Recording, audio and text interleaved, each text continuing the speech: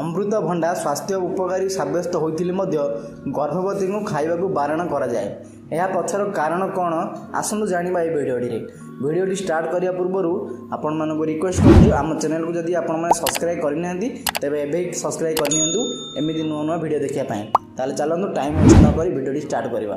ଗର୍ଭବତୀ ମହିଳାମାନଙ୍କୁ ଖାଦ୍ୟର ବିଶେଷ ଯତ୍ନ ନେବାକୁ ପଡ଼ିଥାଏ କାରଣ ଗର୍ଭଧାରଣ ଏପରି ଏକ ସୂକ୍ଷ୍ମ ସମୟ ଯେତେବେଳେ ଏକ ଛୋଟ ଭୁଲ ମଧ୍ୟ ଗର୍ଭପାତ କରାଇପାରେ।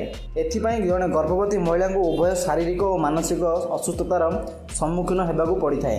ତେବେ ଏହି ସମୟରେ କ'ଣ ଖାଇବା ଏବଂ କ'ଣ ନ ଖାଇବା ଉଚିତ ସେଥିପ୍ରତି ସଚେତନ ରହିବା ଆବଶ୍ୟକ। ଯଦି ଆପଣ ଗର୍ଭବତୀ ଅଛନ୍ତି କିମ୍ବା ଗର୍ଭଧାରଣ ପାଇଁ ଯୋଜନା କରୁଛନ୍ତି ତେବେ ଆଜିର ଆର୍ଟିକଲ ଉପକାରୀ ସାବ୍ୟସ୍ତ ହୋଇପାରେ।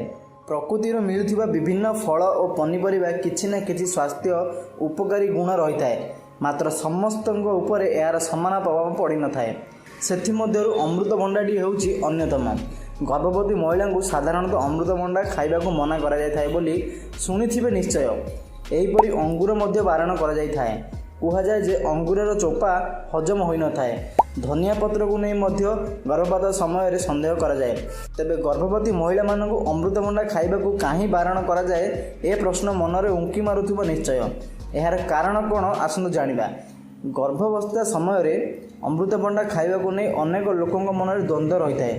କୁହାଯାଏ ଗର୍ଭବତୀ ମହିଳାଙ୍କ ପାଇଁ ପାଚିଲା ଅମୃତଭଣ୍ଡା ଭଲ, କିନ୍ତୁ କଞ୍ଚା ଅମୃତଭଣ୍ଡା ଭଲ ନୁହେଁ।